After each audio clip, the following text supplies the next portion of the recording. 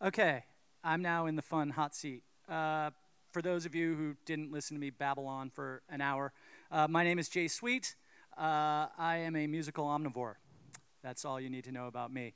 But I will say I've also had the amazing fortune of communing and vibing and getting to know, and I truly mean this term, these three gentlemen, because before I even met them, I had heard about them, and what I had heard about them, I didn't believe that people would be that kind and crazy. So instead of babbling on, because you probably know a lot about them, would you please welcome my friends, CAAMP.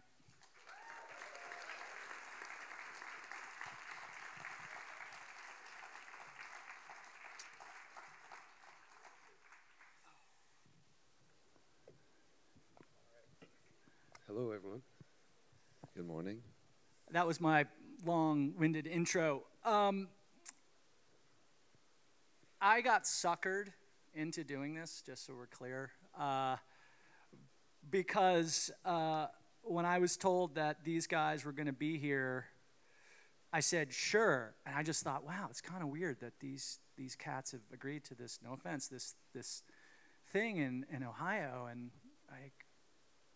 shit, if they're going to go, I probably should probably hit that. And then I found out that you guys are homeboys. So without me speaking, why don't, for anybody who doesn't know, explain your relationship to the physical area with where we're sitting right now? Sure. All right. Well, first off, my name is Taylor, and play guitar and sing in camp. And this is Evan, Matt, banjo and bass, respectively. And let's see. 2 cents of our story is that after high school, I came down here. I was accepted as a ceramics major, and my mother, who is an artist, she's a painter, talked me out of getting an art degree on my way to the orientation counter. So I entered undecided and dropped out fairly quickly, but the town and the community really seeped in, and I stayed for 4 years. And towards the tail end of that, met an amazing group of friends, which was comprised of Matt Vincent and a lot of other local bands at the time, Crooked Spines, Blonde, a lot of talented people, and convinced Ev to move down here with me, and we started playing the Casa open mics and the Smiling Skull and Donkey and pretty much anywhere I could play. And that batch of songs kind of ended up being the first CAAMP album, and the rest is kind of fast forward history.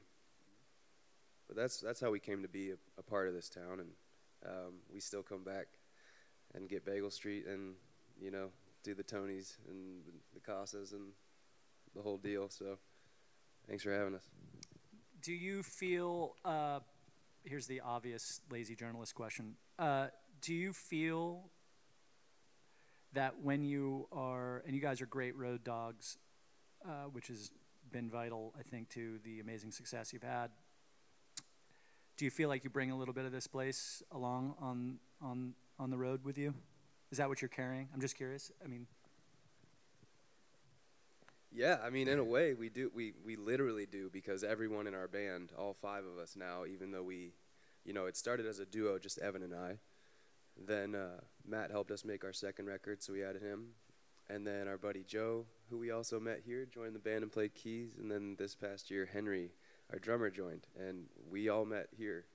So in a very literal sense, we do carry a piece of this community around with us, because it's us, it's living, Yeah, and to add to that, Tay, we started out playing, like Tay said, open mics and house shows in town, and we still bring that energy every night on stage, especially since we all started playing together down here, and we bring that to the live show even today. And we're drinking light beers on stage, and we're hollering to each other and just laughing with each other on stage, and that's just something that we started right here in town. So for sure. And furthermore, the Athens reach spreads so far that I think the furthest away that we've been from home, where somebody was from Athens, was Stockholm, Sweden. And this dude just came and was like, yeah, I used to live in Athens. And we're like, what? So, you know, everybody who like has lived here and has been a part of like the music community in specific is like really proud of it. So you go places and people are like, oh, I saw that house show of y'all, and you know, just some back home like small town music connection, you know, that is entirely unique to this place. I'm sure it happens elsewhere, but the house show community here is just really something special that like everybody remembers it, you know. It's the golden days. I actually disagree. I don't think it happens everywhere. I'm a interesting case study in my whole job, if you boil it down, is to sniff out musical communities. And, you know, you actually, our relationship has drawn me to learn more about the community with which you came from, because I found it completely interesting, because usually it's two people maybe in the band, you know, or they kind of knew each other somehow as they were kids, and then, you know, everything else becomes a melting pot. You keep mentioning house shows. I think that is one of the best places to learn how to do what you guys do. We were talking about Newport earlier. No light show, no you know, smoke, you know, coming up, and you know, and nowhere to hide. There's nowhere to hide, right? So, and the greatest thing is, quite literally, the delineation between band and fan is where the edge of maybe someone's living room rug is, right? And that breaks down those barriers and then creates the give and take. A famous artist, this guy Jerry Garcia, once said that the good shows are when the energy ball gets tossed back and forth throughout the night. And it didn't take me long to figure out, with you guys, what's fascinating is you want to play that game of catch pretty much from note one. And I think that comes a lot from the DNA of playing continually every you know, open mic, house show, and it's really difficult to be good at that game of catch.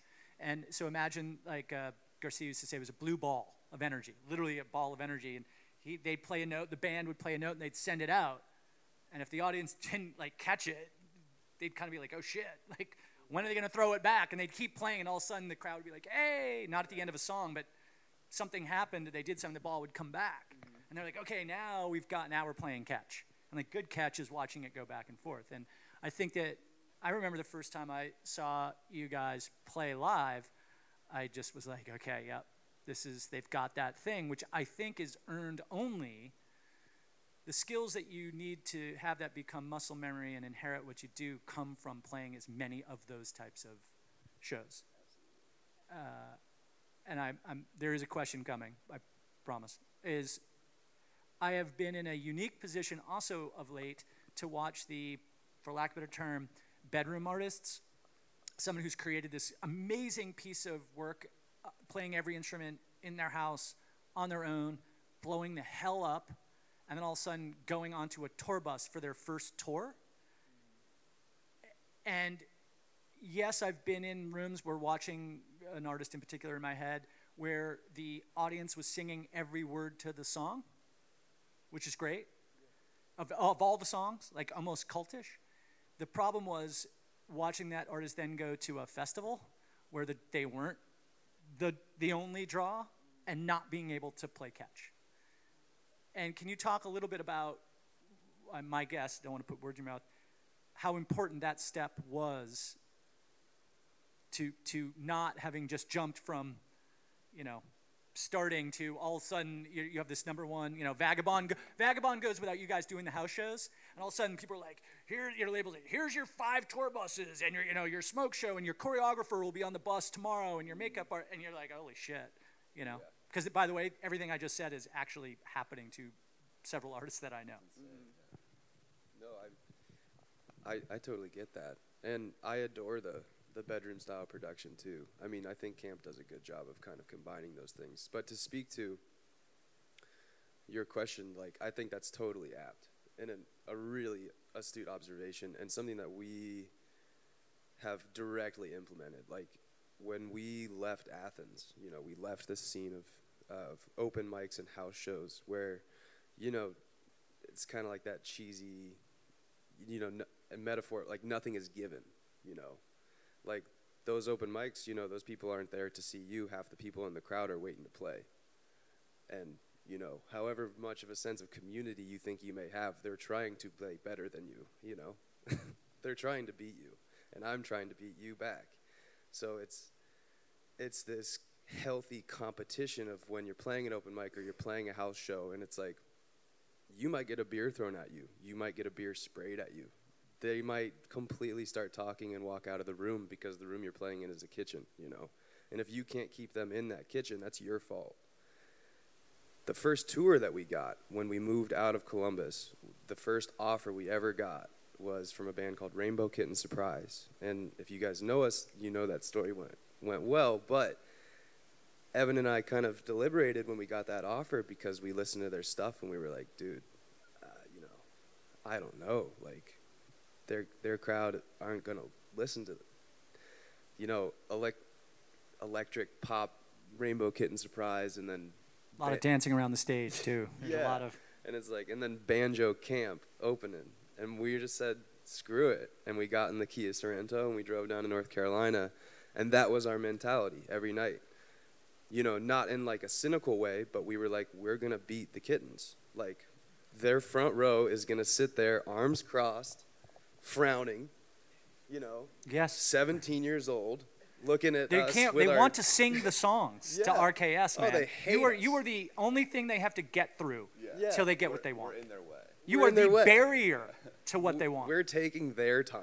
Yes. You know. And it's their time. It's their time. It's their time. Well, it's really the Kittens' time, you know, because I think there's a certain sect of the audience that believes that the opener is directly taking the headliner's minutes. That it had nothing to do with that if it was RKS, they'd be like, God, I just don't want this opening band. But what ended up happening is we kind of just, we kept our heads down and we played our songs all out with our hearts and smiling faces, and just like we moved and jived and tried to win them over. And what happened was we started winning the crowd over slowly, but what happened even more so was we won the Kittens over. And by the end of that first tour, you know, a band we had never met came in cold feet. By the end of that first tour, the lead singer was introducing the show as Welcome to the CAAMP and Rainbow Kitten Surprise Show. And like the first time I heard that, I was like, we did it. I actually don't know if I've ever told you this, but there's a follow-up to that, a postscript, which is you then played Newport, and then they called us, RKS, and was like, hey, man, can we come to Newport? And I was like, really? You guys want to come do? Yeah, and they were like, yeah, man, we've heard a lot of great things about it. And I immediately called my assistant. I was like, who's played with those guys that we know? And you were, by the way, the only band that has ever played Newport that had played with that band. And I was like, well, I have a pretty good idea of how that happened. I you know, and this is a compliment, I always get nervous when you come on site. I do. I get nervous. One, because you don't want to ever try to contain the energy that you guys bring. And the other thing is, like, I know I got to pay the security guards to stay there really late. Because I have pictures, which will never, you know, just so we're in the trust tree, I've got them. I've got the pictures. There's water all around, late night swims and whatnot. But but why I say that, I'm only bringing it up not to make you smile or blush, because that's impossible. But the energy of you have always brought to everything that I've been part of, that I've invited you to be part of, that's great. Thanks for the 65-minute set, Jay. Now that it's over, watch us do 5 other things. And the continuous going over what is asked or required is something that you allow to build lore about the events that I ask you guys to play, and at the same time build lore, L-O-R-E, about you as a band.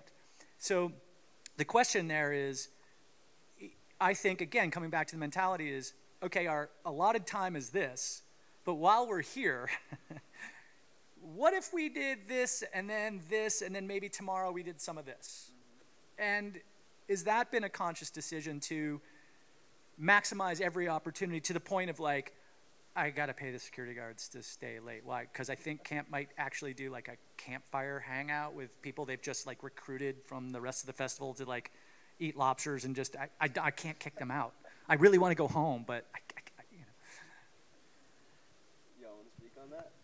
Yeah, that's definitely just been our thing from day one. We're just trying to soak everything up as we go. You know, we're so fortunate to be able to have this profession and be able to do this, and it's always been about fun for us first and foremost. Like, it's fucking excuse me. I don't know you should have heard the panel before. I think I dropped like 17 F-bombs like in a row. It's fucking crazy. Yeah. That we're able to do this, and so we're just like, we're gonna make the best out of every opportunity we get, especially at Jay Sweet's festival though, because it's because he lets us. Yes, we don't want to scare the people in downtown Newport. We'd like to keep it out at the fort and contain it. Better, yeah. I want to brag about a story about these guys to tell you the kind of people they are, which they are too humble to say. So, we were very fortunate enough to have them a couple of times, but early, and they now have the unfortunate, I think well-earned, they get to come anytime they want to come, which is very dangerous and very fun. But it's an open, when you do what they've done, you get the open invitation from me. Usually always kind of regret it the minute I throw it out there, but I don't with you guys. But fascinating story. So if you were listening to my talk earlier, I talked about this moment that Chris Christopherson had gone in this place called the Museum, which is this strangely tiny, like 150-person thing. It's a building right in the middle of a festival, outdoor festival ground, and it's like a church. It's where again, some amazing stuff has happened there. And I got a call not like maybe a week before Newport. I can't, if it was first, second, or third Newport, but before Newport for you, and it was, hey, we got an idea. We want to do kind of an album release party inside the festival but we kind of want to go and give like magic gold tickets to people in the grounds of the festival to come to a secret after show album release party. And you had just fucking crushed it. And I was like, I don't know if you guys have the energy to like then do a whole other thing. And you're like, yeah, it's gonna be great. It'll be like a Willy Wonka. And it will allow people to stay after the festival's been closed and we've kicked everybody out. There'll be this lucky crew of people. And I remember stupidly thinking that only the 150 people that got this ticket would somehow be there. You'd think I would know better. Not true. We were like, holy shit, we don't want to be the people like kicking. People did not want to leave because they had heard about what was happening, and they didn't get a ticket, and that wasn't going to stop them from being part of it. And at that point, I was like, fuck it. Just put a ring of security around this building and just be like, we have to go clean up the whole rest of the fairgrounds, but this is going to be a full-on rager. And my point is, this band at that time could have made that experience outside of the Newport experience and gotten just as much out of it, right? They could have done it on their own. They could have rented out a room here in, no offense, I probably robbed you guys of an amazing show in Columbus or Nelsonville or wherever, done a show about your album release and done this thing and gotten to, preach to your own choir. The point that is impressive to me is that the Venn diagram overlap of we're really proud of this and we'd like it to share it with a whole audience that may not know anything about us at Newport, that had not drunk the Kool-Aid of you. That goes exactly to your RKS story of, yeah, why do our album release party with just our friends and family that know everything about us? You were like, no, by the way, 99% of every person in the world who does an album release party, that's the way they would do it. You guys were like, it'd be fucking cool. I wonder how many people have had their album release party in the middle of a 3-day music festival, like smack in the middle of it, and then decided this a week before, and then luckily have someone's like, yeah, let's fucking do this thing.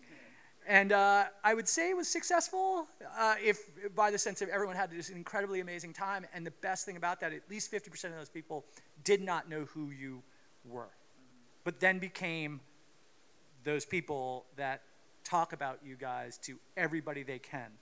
And that is the model with which you guys, I feel pretty confident in saying, community. Community. I mean, I have to think that's on the top. Matt, you're nodding. I mean, is that something that you feel is up here on your list? Absolutely. I mean, the community that you make there is just unbelievable. Just like mingling in every area of the festival, you see just your musical idols, and everybody comes there with like no pretense or ego. They're just like people for that weekend. I feel like that festival in particular, you curate this environment that lets people kind of let their guard down and just interact with others. And yeah, I think it's. But you guys were smartly maximize that opportunity to not just play for other people, but to go up and become friends and meet other people. I guess what I'm saying is you guys have made it, and I want to keep saying that this is I've been doing this for 50, no, I'm 51. I've been doing this for 31 years. And the idea, there are honestly less than a half a dozen bands that have taken this course the way they have about being truly grassroots, truly seizing every opportunity as if it's the last opportunity you guys are ever going to have. And the lesson to take away if you're in the music industry is to create your own community, maximize every opportunity you have, and the last part that I would want to get into is the amount of fun. You are so infectiously fun, even if you're, and this is the tough question, I finally got to one, is even if you're not in that mood, I don't mean party, I mean just fun. I mean just like,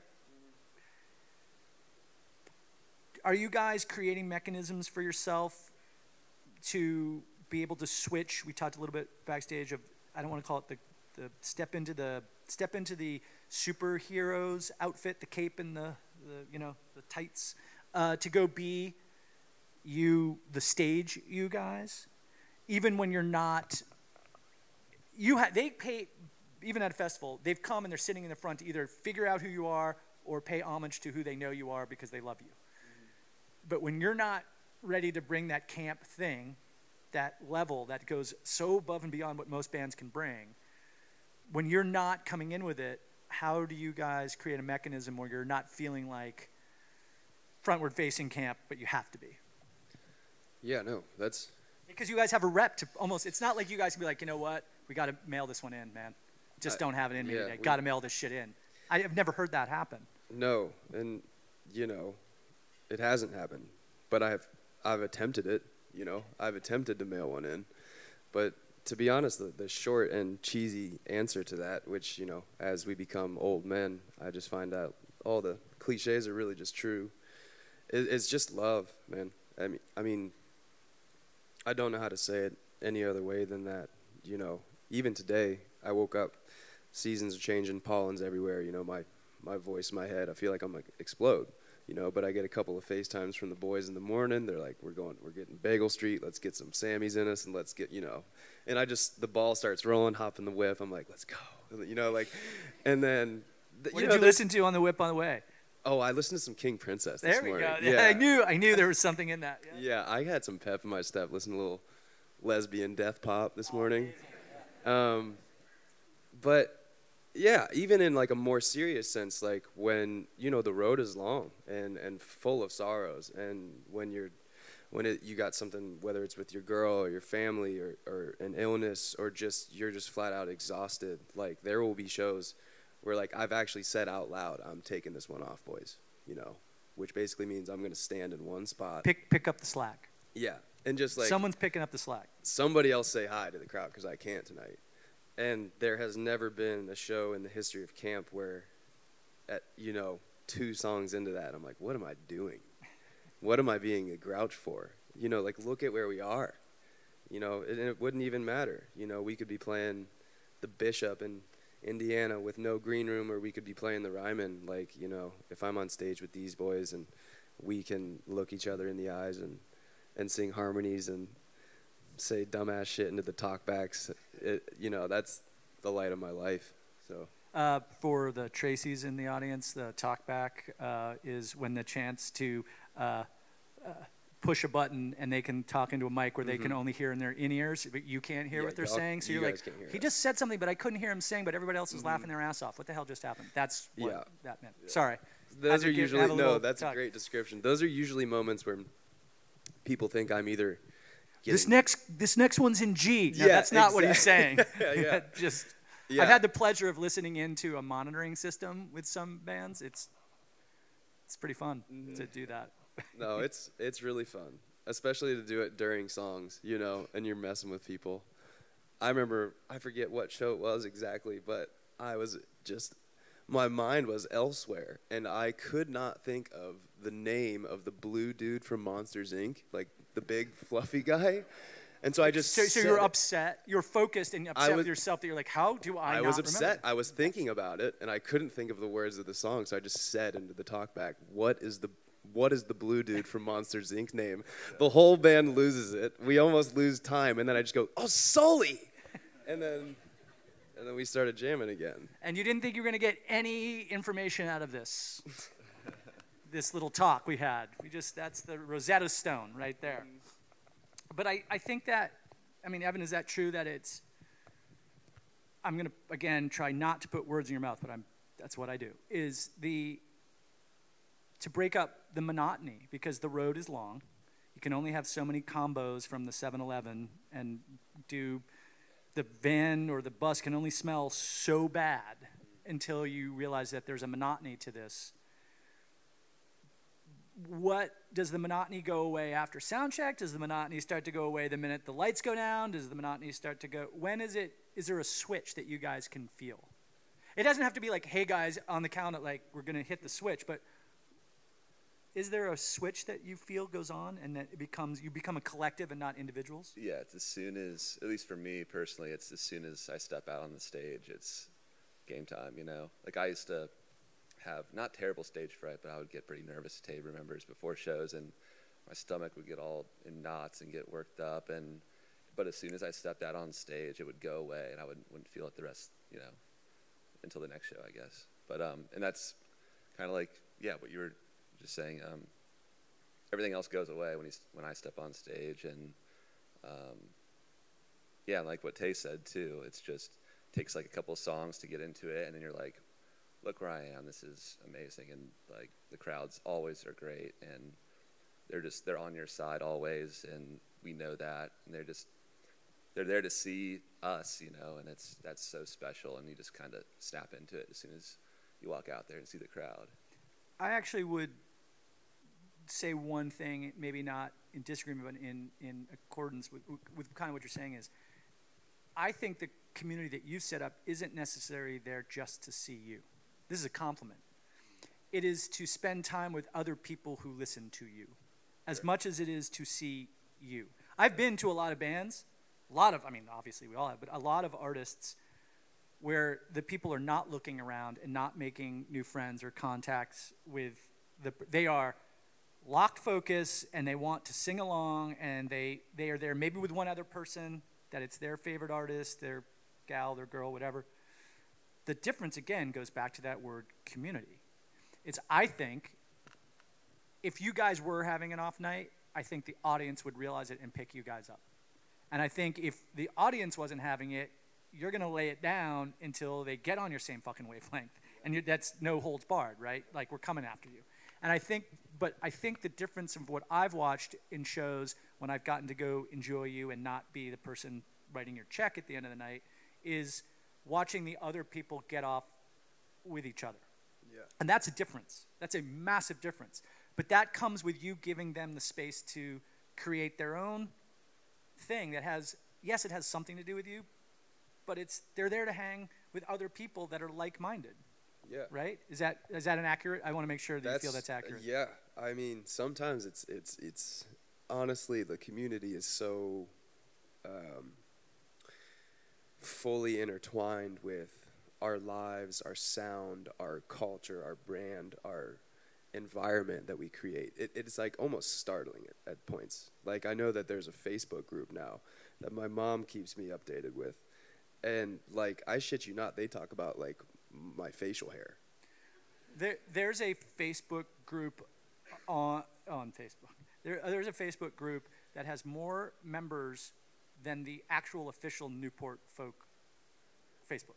No shit. Yeah. Ours does? No, I'm saying at Newport. Oh, meaning, okay. no, to your point. Well, no, I'm making the same point, which is, I don't go on. I'm terrified. They scare me. Yeah. They know they're like they're pulling down tour schedules from other artists and doing algorithms to find out who's playing Newport, because again, Newport's all a secret. So they're like, okay, I found Tay backstage at the thing. I said, you playing Newport? I looked in his eyes. He didn't look, but his eyebrow went up, and whenever his eyebrow goes up, totally means he's in. I swear, bet on it. And like that shit, it's flattering, but at the same time, it's also like, whew, it's a lot. It's a weight that you guys have to carry of like.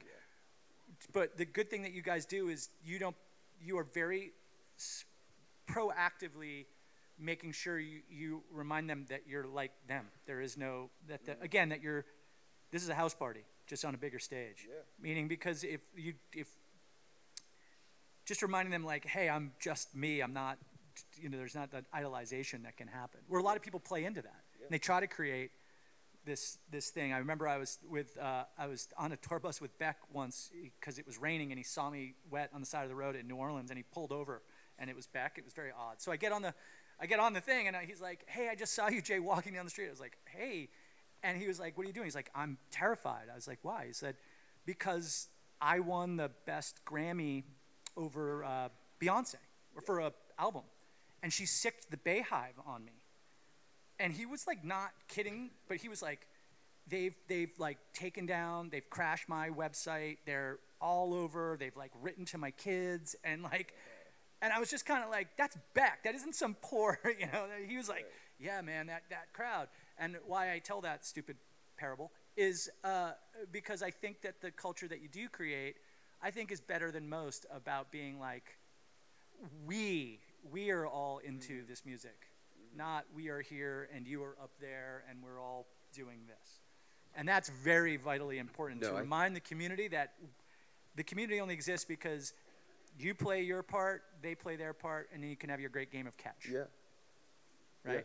Yeah, absolutely. Because if you're just throwing fastballs and they can't catch it, that's no fun. No. And if they're just throwing shit at you, like literally on the stage, it's not that fun either, right? That's a great analogy, man. What do you guys, now that you are home, we talked a little bit about this, it's probably been a while since you could actually create, like truly the word create, a home, like a place not existing on the road. It must feel like you've been on the road more than you have not been on the road. Is that? That's factual. That's factual, okay. But now that you've taken some time, tell us what that's like. Because it's been a while probably since you've been in this situation like this. Yeah. I mean, we've never really been in a situation like we are now, For the first time in our whole existence, the whole band lives in one town. So we all live in Columbus. And we all bought houses this year around Columbus and have just been truly taking time to make those houses a home, And though we get to spend seemingly less and less time there, it is super important to create and invest yourself in a space where like you can truly decompress and be yourself. Because like you said, however you want to, decorate the characters that you become on the road, it's like I can't be that person all the time, Like the Taylor Meyer and the Evan Westfall and the Matt Vincent that you guys see on the stage at Red Rocks or that you'll see tonight. I can't be that person all the time, I don't have that gas, So to recharge and to put your hands on something and really make it your own, outside of our craft being music is like, it's honestly spiritual for us. I forget what the question was, but no, that's it. I mean, that was happy. My point. Okay, Evan, does the cup needs to be filled every once in a while? The Mojo cup. For sure. I agree. what Tay just said. And I think especially during like the pandemic was when I realized that, I started, you talked a little bit about this backstage too, Jay, but like getting into your routine, your daily routine, I fell in love with it at the start of the pandemic. I'd walk down to Tim Hortons, get a cup of coffee, come home, eat a banana and an old-fashioned glazed donut, and then I'd put on some mindless television and play guitar until my roommate got home from work, and then we'd usually get some lunch. I had my whole thing. And it felt good to do that every day. Every single and it day. didn't get old. It's like, oh my God, this is great. Yeah, shower every night. I have my vitamin routine. I have everything's down, like almost like to the exact time sometimes. And I fell in love with that. And then especially with getting, we got our houses now and moving into a new house. And so when we go out on the road, I have a dog now. And so I haven't really been able to play music, which is a bummer, but he's a menace. But So that's why you guys are starting to suck.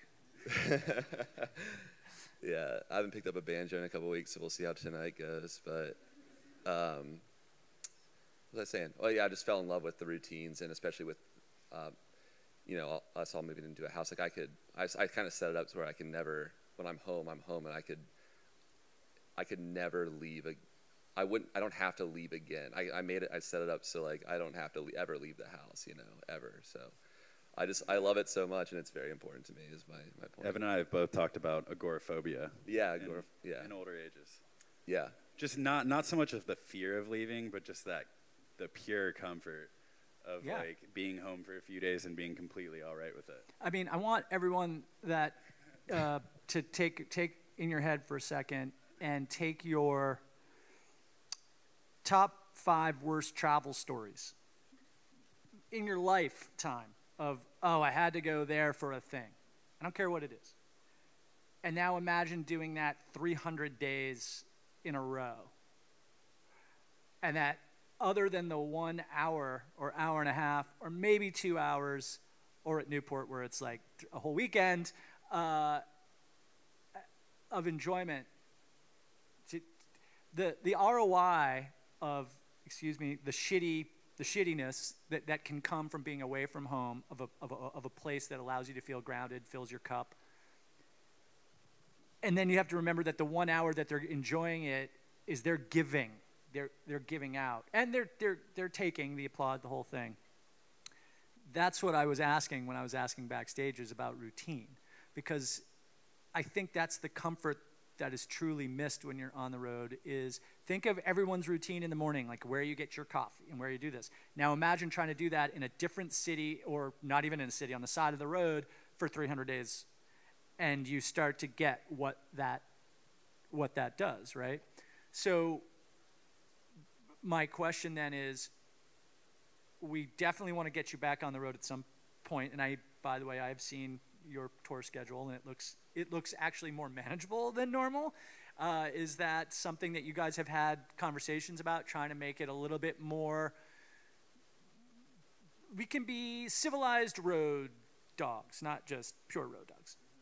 Is that something you guys have had to talk about and make a decisions? Yes. Health versus... Yeah. Yes. Well, we're getting old, Just stop it, man. Look at this. Just stop. We're getting old. Yeah, okay. I mean, don't make Ev lift his hat up. Yeah.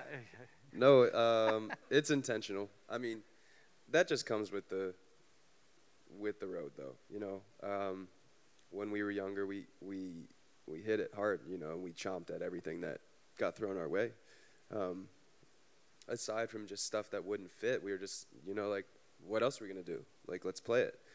And we're super grateful and humbled and honestly, like, accomplished to have reached a point where, like, it is almost becoming cool in a sense that, like, there can be a little more reverence and a little more intention if we peel back a little bit, and just, I'm joking about us getting old. We're going to do this till we're, Evan and I get wheeled on stage. And it's... Noted. Right. I mean, but all in all, like, you do start to think about, like, your time in your life and the way you spend it. And if we can bring the same intentionality and spirituality and reverence and culture and collectivity to our shows while reeling back the frequency of them a little bit. Quality over quantity. Exactly. And here's the other thing, which you guys are smartly, by the way, I am going to give testament to your management group. They are some of the greatest people that I've gotten to work with in my career. About you pay hard when you're young, you're young and you're able to do this. The reward is when you start being more selective of where you put on the superhero outfits. The good thing is then, because of all that hard work, people will then come to you. Instead of you having to play every town and making sure you're bringing your thing into as many communities as possible, when you start to pick the right ones, people are like, I am going to drive an hour and a half, 2 hours. I'm going to fly from blank to blank. Why? I mean, somebody I said, hey, a fan of yours saw that I was coming to do this thing, and they didn't give a shit about me, but they said, hey, when you see those guys, be sure to, and I said, the fascinating thing, they're like, yeah, I just bought tickets to Red Rocks, and they live in San Francisco, and I'm laughing, going like, I bet you if you wait, they might fucking come to San Francisco, and they're like, no, they're going to do this show, and I want to be there to support them when they're at Red Rocks. And that's what I'm trying to say is, but you earned that by hitting the West Coast 15, 20, 30 times, right, in a continuous loop. So I think it's really smart to find that balance now of let's just do some fewer ones, and hopefully then everybody can come and hang with us. The flip side is the pressure is to make sure that those particular shows carry all of the other shows that you're not doing. They have to have this tremendous, like you've taken it up to here, It's a tough burden to carry. I mean, I was going to say, are you get? I mean, so I looked at your summer thing. There's a lot coming. I think the key to that too, and we look to a lot of people as well. Obviously we're not doing anything that's exactly profound or original even. No. This has been done hundreds of thousands of times before us, and there are notes that we take from all of our favorite performers. RKS, I mean, that band, they took us on 4 tours, and we were just peeking behind the curtain. Like, we were in a Kia, and they had a van, and then we had a van, and they had a bus, and then we had a bus, and they had a bus. And it was just like, they had 2 buses. Right. And it's like you keep getting to see, and then it's like, okay, all of a sudden they're not doing 100 shows a year anymore. They're doing like 75, but the shows are triple the cap. But what you have to do with that too is, like, you can't just cut your shows in half or 2/3 and play the same show. So you got to take the leap. The caliber of your art, your stage performance, your discography must be congruent with your growth. So if you're not growing as an artist, but your audience is, they will notice that and dissipate. But faster than you actually can imagine. Right. Of how fast that trajectory goes the other way. And it's like, but how many of those bedroom artists are we going to know in 5 years? It'll be really telling to see which one of them. I think it's going to be extremely telling, because the thing is, not to say that you haven't earned it, but you did. That's the point. The point is you made sure that your base was solid, like a pyramid. You're going to keep going up, right? And the labor to build that base is tremendous. But the payoff is, they're not going to leave you as much because they've become ingrained into the culture and the society and the community, and it's just as much their band as it is your band, to be brutally blunt with you, because you didn't do this based on album sales. You didn't do this based on TV appearances. You didn't do this based on NFTs. What you did this based on, quite literally, is the power of just doing it over and over, focusing the craft, getting better at the craft, earning every fan. And that the dividends for that is the long tail payoff. That's the smart way, because there are, as you said, many people who skipped all those steps. Blew right by them. And, there are some artists that I can't even contact to come play, even though they've never even done a hard ticket show. And I think it's one of those things where you need a team around you, and you guys have built a good team around you to provide you with that opportunity to take that next level. This was all a game plan. The other thing that I want you to know is that the strategy of what they're doing, I heard about like 4 years ago. Like, there was a plan. I mean, whether you believed in it or not, but the people who believe in you believed in the plan. And they're like, this is our plan, and this is what we think we should do in order to get there. And so far, again, let's do an album release show at a festival where half the people don't know who they are. That's a ballsy plan. It is. I mean, it's like, instead of like letting you guys play to your comfort zone of the people who already love you and making you feel egoly great, it's like, no, we'll earn some more people. I got to say, as we kind of head towards the Q&A, I guess the one question I would ask before I turn it over to these people who are smarter, who probably would do a much better job than me here, is say, you just mentioned who you look to, and I'm not sitting here going, list all your favorite artists, but if you could manifest the next chapter, like, where is it? What is the next chapter? Is it, hey, we really just want to do this. We want to throw our own this. We want to do our own this. We want to go on tour. We'd love to learn. I mean, what if, for each one of you, I want you all to answer without having to look at each other, what are the things that you wish at a camp in the next 5 years? Because they'll cheat, and they'll be like, let's all say the cool thing. And no, it's the uncool thing. I think this summer really starts it, though. You know, this tour schedule that we have here is obviously the biggest shows that we played in a while, and they're all set up like with plenty of space in between. That was something that our crew had to learn to give us, you know, a little more time off and like let us enjoy towns. And you know, the West Coast is always great to tour at, and Red Rocks is always special to play. So I think, like, for me personally, right here where we're at just is a grateful spot for me personally. You know, I mean, we always want more, we want to evolve, but I just like sit back here and I'm very thankful for what we have this summer. You know, next summer is going to be a little more than that. I don't quite know what it is. But so your outlook, you're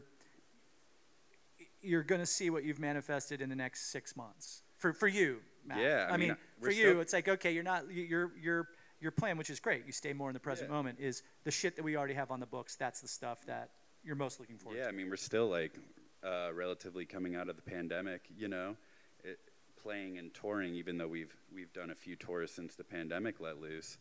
It's still kind of like getting back into it and like loving it all over again. You know, so this summer is just really personally exciting for me. And yeah, I guess living in the moment, as you said, like we haven't played those shows yet. So I don't know what like the Greek in Berkeley, California looks like. You know, those are bucket lists. I mean, yeah, like Red Rocks, venues, the Greek. Like playing with the Lumineers, you know, that's a band that we've all looked up to, and like playing 30,000 people outdoor amphitheaters. Like, we don't know what that looks like, you know. It's going to be crazy, and it's just super special. You guys will get good at that pretty fast. That's about it for me. All right, Ev? Yeah. We were actually talking about this yesterday, but so, a lot of the folks that we look up to musically are like some of our best friends and peers in town. And we were just talking about, you know, we just want to do work with the local music community and arts community in general, and really make something special there, build something special. And you know, you see this, you know, the scenes, of course, like Seattle and, you know, in the 90s, and there's a great Chicago scene and whatnot. We really want to focus on making like Columbus and Athens a special music scene.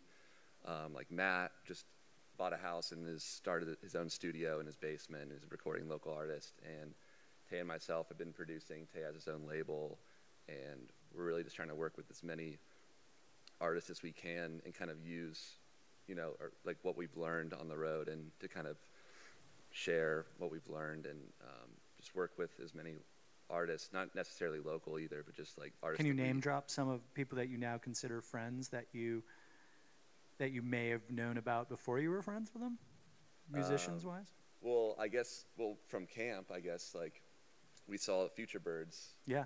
In Seattle, we had a day off in Seattle, and I don't know if any of you are familiar with the Future Birds, but we went and we were like, who's playing in town tonight? Let's go to a show. And we saw Future Birds at a 200 cap, the Sunset Tavern in Seattle.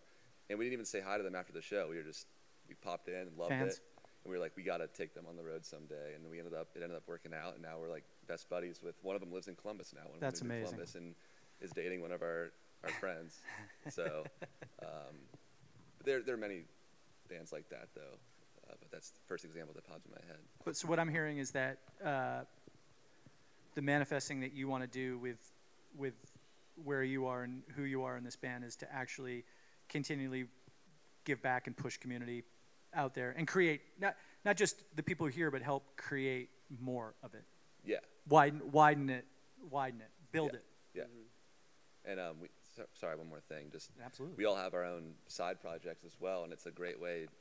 We're able to play shows locally in Columbus and like play, And not have to carry the weight of putting on the Superman costume. I played to 20 people. Me and Henry played to 20 people at Cafe Bourbon Street on Monday night in just one of our side bands, and it was amazing, just to get back there and like play with these local bands since CAAMP's not really able to anymore. So, just to be within the community and play shows, we all love doing that too. So continuing that as well.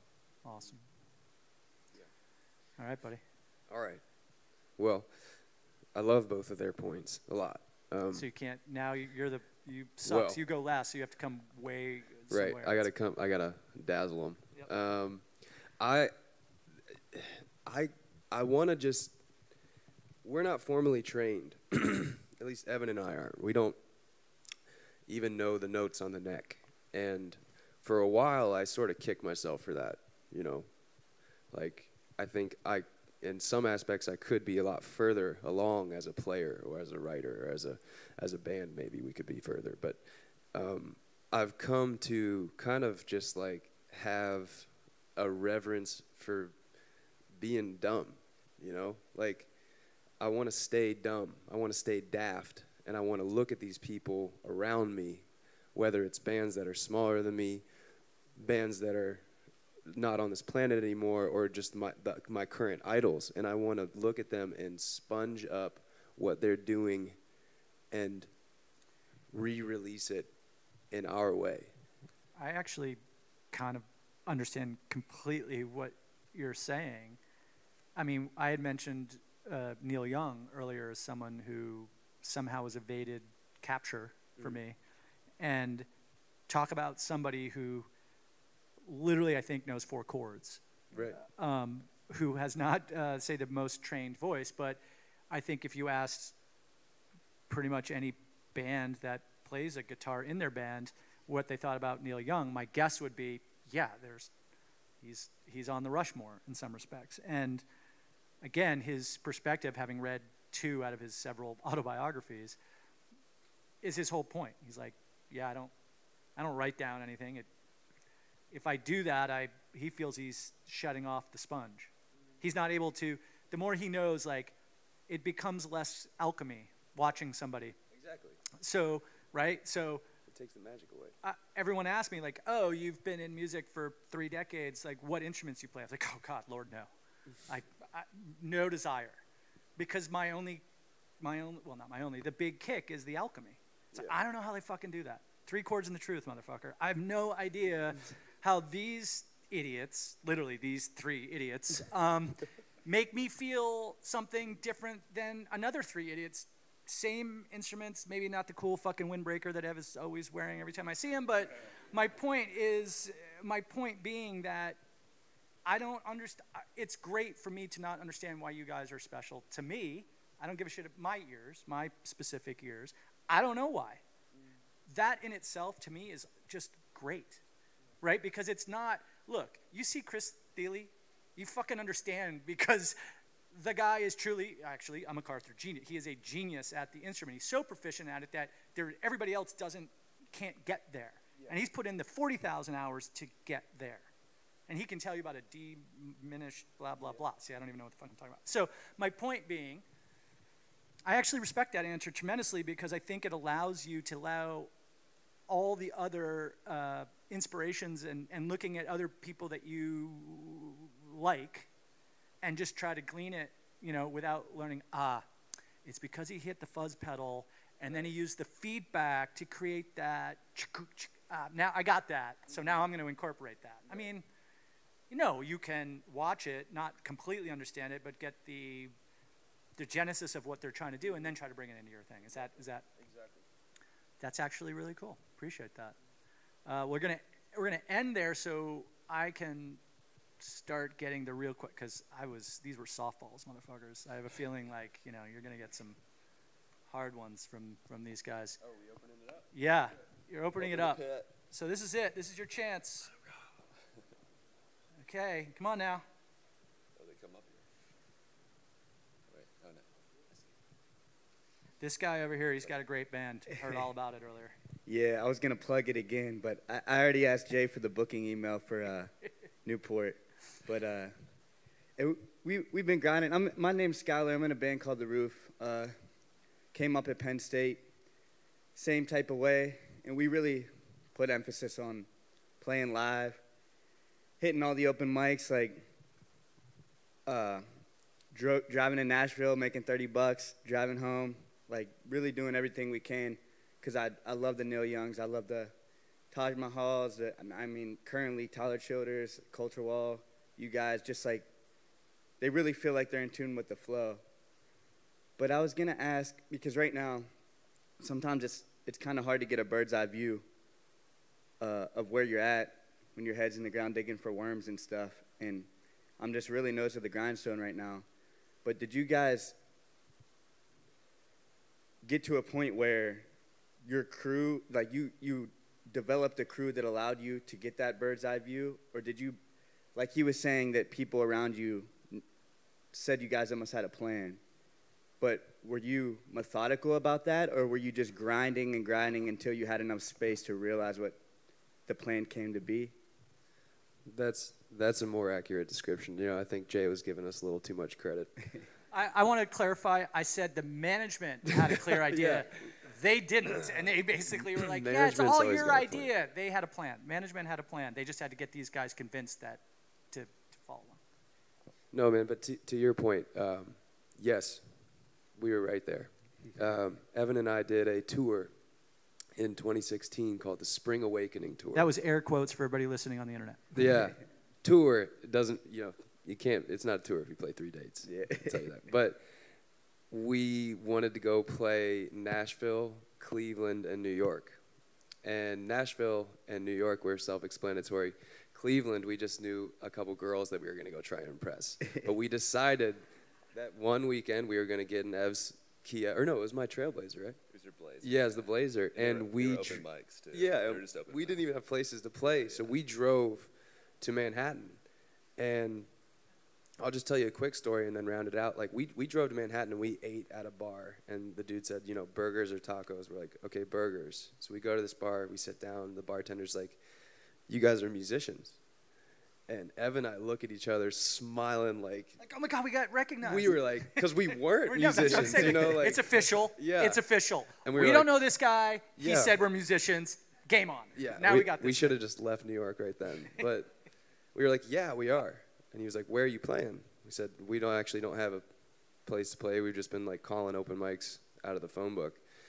And he opened up his bar to us and let us play to his happy hour. And we only had 6 songs, so we just played them. And How many times did we they just get played them again. Two, Yeah, I mean, was it 2 run-throughs? it was 2 run-throughs and then 3 Ohios. Okay. Yeah, so I actually finished writing John Henry in the hotel room that morning.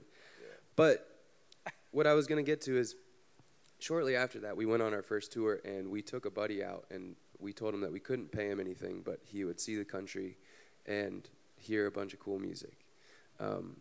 And I think what you were kind of asking is, like, while your head's down, while it's in the worms, and it's hard to kind of see the ground above you, the air above you, right? But look to the people around you for that. Like, that's, I say it all the time back then and still to this day, like, we wouldn't be here if our best friends didn't tell us we were good when we weren't. If our moms didn't come to the shows and shout at us until we played certain songs, And whether it's your moms, your uncles, your friends, whether you have a genuine fan base, like, look to them. Because, like, the love that they're giving is you need to reciprocate that and know that like nothing else, if not talent, if not good looks, if not luck with the streaming services, like the people around you are going to take you further than you can ever go yourself. So find a couple good homies and like ride it out with them. Yeah. Community. Thank you, brother. Check us out. Maybe we'll play with you soon. The Roof? Yes, sir. So my question isn't as serious, so I apologize. It's 2 a.m. You just had a good night getting mangled on Court Street. What drunk food are you getting? You say drunk food? Yeah. We go to Union Street Diner and get the country breakfast. Oh, wise. Good Yeah. man. All three of you. Thank you. All three of you. This is brought to you by. Good plug. That was excellent. Hi guys, I'm Maddie. I am a partner of an artist management company in Pittsburgh. I was actually the one working the camp stand with Kevin and buying your groceries at your show at Mr. Small's last year, which is kind of funny, but 10 of our bands are going to be starting a tour next year, all separately, but that's like their goal to kind of have their first tour and go out on the road. What would you have done differently your first tour, if anything? Probably packed more Tums and Pepto-Bismol, personally. I don't know off the top of my head. We were just so young and naive at the time that we didn't really Look So up the give them drives Google before- Maps before the app day and of. just tell them to keep realizing that Yeah. just because it says it's 8 hours doesn't mean it's always going to be 8 hours. Yeah. Use Waze instead of Google Maps. Yeah. I guess maybe a better question, like Noelle said yesterday, I kind of felt like Groundhog Day during tour, like you're getting up doing the same thing. What do you kind of do to keep yourself sane? Go ahead. We play a lot of games. We love to play hacky sack, like to a point that if if we're around the venue during the day, we have this game that I swear if we got a patent on it, it would sweep the nation. It's called River. It's unbelievable. It's basically like volleyball with a hacky sack. I'll teach it to anybody if they want to know it. But we all stay like busy with just fun, goofy stuff. If like we've played golf a few times on the road. We bring our discs and play disc golf, and like we all like to go to a clothing shop or a guitar shop. That's kind of like our daily hits. It's like breakfast, guitar shop, clothing shop, or what else? And then maybe like one thing fun and active. And I'd say just like, making sure that there's like enough time to like relax and enjoy yourself, Yeah, and enjoy the city. don't take yourself too seriously, Yeah, I was just going to say the one thing that I was gleaning from that is to make sure the day isn't all about the career. Because I've seen so many people that feel that hustle. I think hustle is I think talent is pretty important. I think hustle is equally as important. But they never do the third leg of the stool, which is just to be themselves and like not be hustling and not thinking about trying to make it. Most people who end up make it are just doing it almost for themselves as much as they are for trying to build something. The first time I ever saw these guys play, there could have been 2,000 people in the room or 2. It was going to be the same set. And I can tell that after a year, like I know that. And that's the bands that I love because what it shows to me is they're doing it for doing it, not for the other reason that everybody else. I feel a lot of people are like, spend so much time thinking about making it that they're not enjoying it, and that rubs off really fast. That's the only advice I would add to that. If you're always worried about making it, it just makes everyone feel like you're just hustling, not enjoying. Yeah. And I love that. I'd say, sorry. No, I love that. Yeah, I do too. But yeah, also find your routines, like we were talking about earlier. And also, a side thing, just like we found so much joy in meeting, random people at every venue in every town. Just like talking to everyone. Yeah, like if someone sits down on a bar stool next to you, just like start up a conversation. I went to a brewery once, and I was wearing a Newport. They had no idea, but I was wearing a Newport shirt, and they're like, "Oh, you've been to Newport? Did you see CAAMP?" I was like, "Yeah, I did see them." And he's like, "I know those guys," and I was like, No, I know those guys. "I know." Do you know how many people I've heard say, "Yeah, I'm totally tight with those guys," and it's like, a bartender, you know, somebody at a, like, it was like a Treefort brewery, and like, they're like, oh yeah, man, those guys are totally, yeah, like, see, they're like, yeah, I know those guys. And again, like, they didn't know who I was, but you got it. That's a huge thing for a band, right? Is that if people always think you're super tight with them, that's fucking awesome. Right. Thank you guys so much. We have time for one more, 2 quick ones if you make them super quick. Or you guys have to be quick. Cool. Hi, my name is Zoe. I'm a photojournalism student here at OU. I've been to a few of your concerts. One of them I went to Red Rocks, and it was incredible, just to let you all know. But your fan base is so tight, and we've talked about this a few times, but I just remember like feeling like a family there, even though I had never met them. What do you think has like started that or brought that? Do you think it's your music, or what do you think it is? Well, I think it's the nature of us as humans to be, you know, we're very inclusive people. Like Evan was kind of elaborating, like we're not, still to this day, you know, like we don't really fancy ourselves like the supermen that some people view us like, you know. So when you get stopped in grocery stores, you know, I'm just trying to buy rice, and someone's up in my face, and I'm just like, yeah, I'll take a picture with you. But I think that kind of inclusiveness and humility can kind of permeate into the music. And when the fans sense that we're not standoffish, or we're not, you know, boxing ourselves into one sort of dimension, like it kind of lets them open up, you know. So I think if you're not taking it so seriously, then the audience doesn't have to take it so seriously, and the non-serious plus non-serious equals fun. Exactly. And I like to think, you know, like at our shows, it's the type of crowd that, like, you know, if you're not someone who's gifted height-wise, like at a camp show, if you're standing behind, you know, 6'4" motherfucker like this boy, like they're gonna let you stand in front of them, you know, and just be like, hey, I know you can't see, come in front. And like, I guess I might be taking too much credit, but I think the nature of us as humans and the nature of the music allows the crowd to truly be like what you said, family, like you said. Well, thank you. I can attest to the 6-foot thing. Yeah, People are cool. incredible there. Last question. My one question is, are y'all going to Tony's after? Are the dartboards Yes. still up? Okay, my name's Mackenzie, and I'll be there. Because I really want to party with y'all. Local, I love it. Thank you guys so much. And I want to do one more quick shout out to thank these guys because of their largesse, which you're going to hear later. Newport Festivals Foundation is going to be able to do a lot of good nationally and right in this town and helping the community that these guys just mentioned about. So hope to see you tonight if you can at the show. Thank you. Thanks, Jay.